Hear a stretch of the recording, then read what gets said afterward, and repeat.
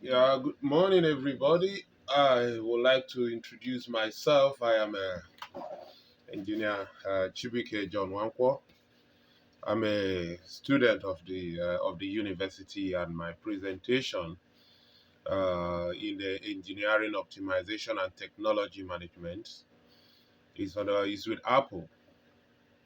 So, as we well understand, this is a risk management presentation. Is how you can manage the risks in your organization so that it can balance with the reward. So first of all, I would like to take us to the first slide, uh, which is the content of the entire presentation. It starts with the introduction to Apple risk management, and down till the decision making and the risk with the balance for the reward. So, uh, owner of Apple is the late Steve Jobs, uh, Steve Waxman, and Ronald Wayne. The active year of the company is since 1976 to present. Product name is Apple. Headquarters is Cupertino, California, United States. The products are computer, phones, portable music players, etc. So I will start with the first presentation. So this presentation is going to cover the company from the source to the return.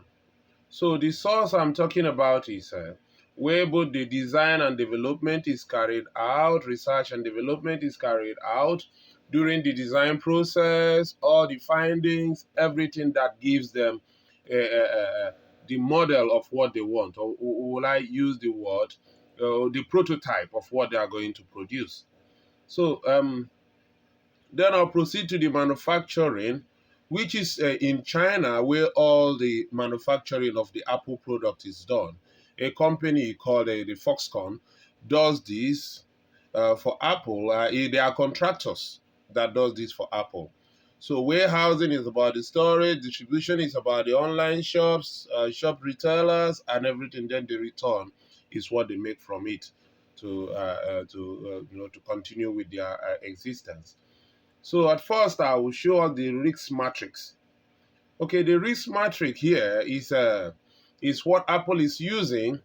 This is just a more elaborate risk matrix whereby you will be able to see from 1 to 5 the risk rating of the consequences, and also from 1 to 5 of the likelihood of the risk.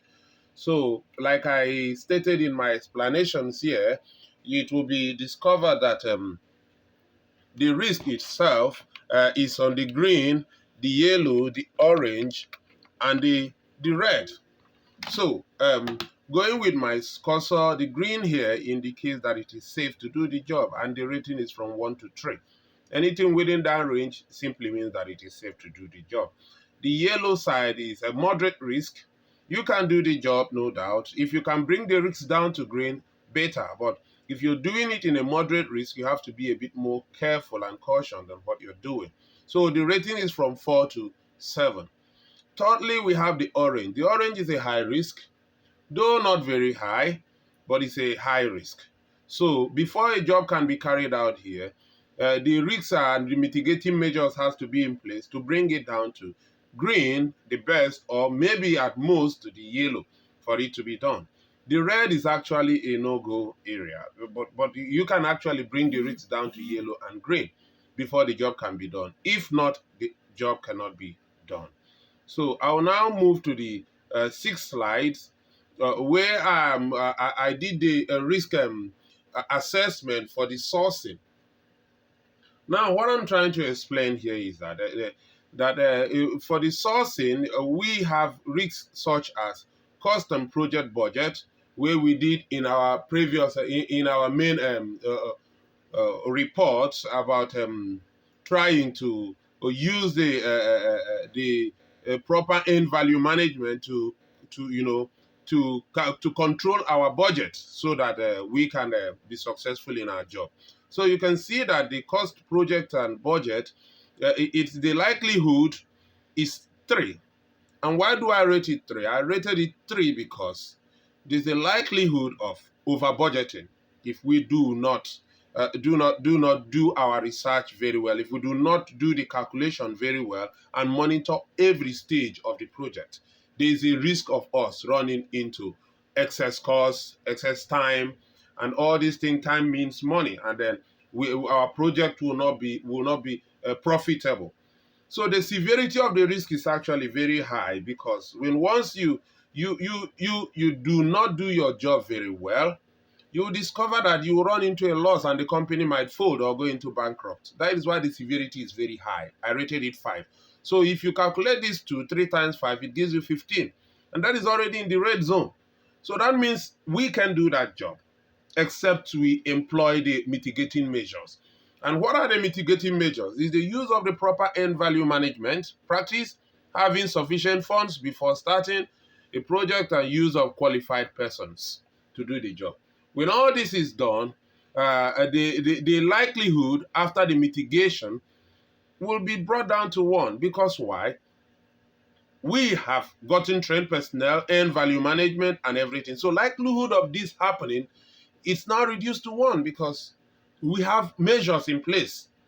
And then the severity after mitigation, the severity comes down to 4, because with all these happenings, if we can do all our calculations very well and come down to 1, it simply means that severity will not be that much anymore. Even if we run into a loss, it is not going to be disastrous. It could just be marginal loss.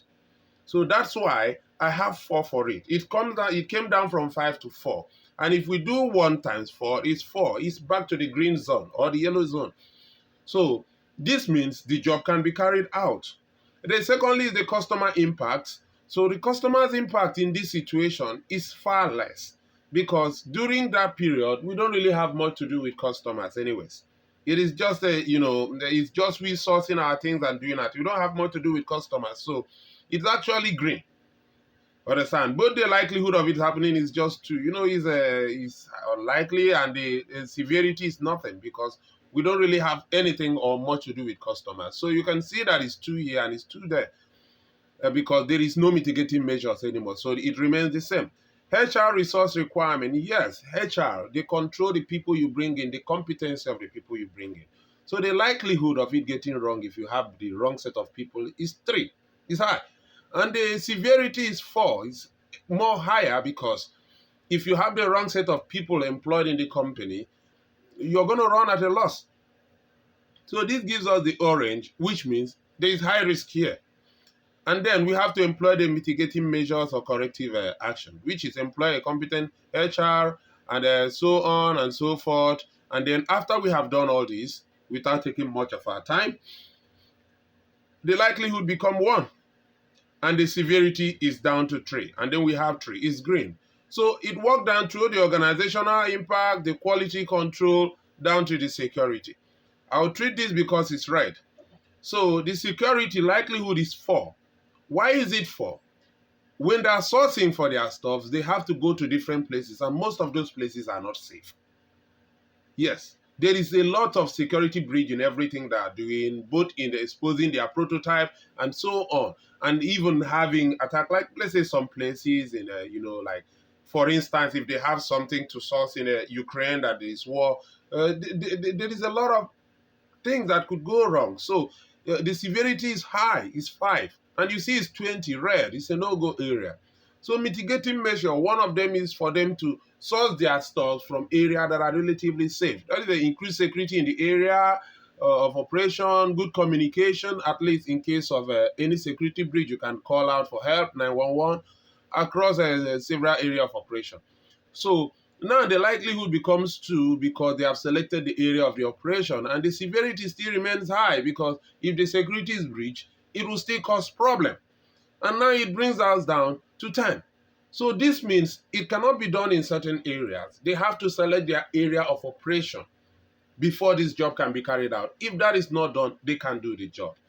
So now, the schedule has got to do with time and meeting up with time, which we discussed in the budget area, which is the first one here. We discussed it.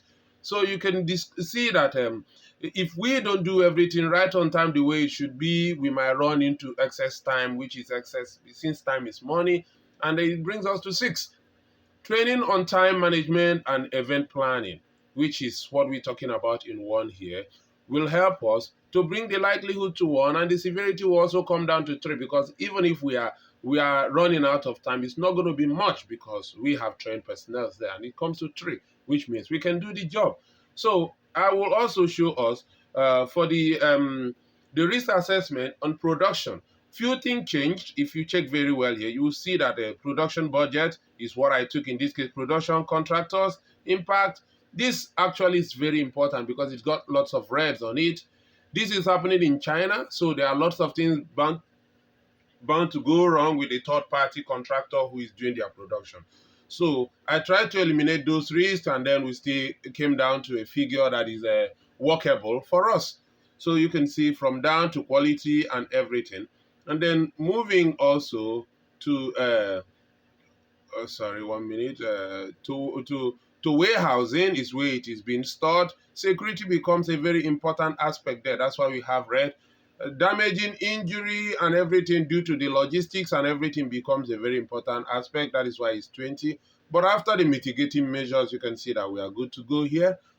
From the Apple, and as I explained earlier, like earlier said, security risks are never to be considered totally eliminated in any process. We have to still be at a very serious lookout. So now I go risk assessment on distribution. Distribution is not different from warehousing because they've got to do with logistics, moving to different stores and everything. The only thing that changes here is the customer service. So you can see that in the customer service area is 12 because we need trained personnel to do that. But after everything, it came down to 2 because Apple does not compromise that at all. So we can see that we've all got green here, which shows that at least we are good to go after conducting the mitigating measures and so on. Now, I had to move straight to the finding the right balance between risk reward and the decision making. So looking at the balance in here, we can see from what I wrote here that less risk simply means low return, and high risk simply means high potential return. The word potential is there because it is not every high risk that yields a high return. Sometimes you're taking high risk or nothing, and definitely it's not every low risk that leads to low return. But as a rule of thumb, if you take low risk, you should be expecting low return, and if you take high risk, you should be expecting high return. But for then Apple to balance this up to what it should be, then for Apple to balance this up to what it should be, sorry about that, it's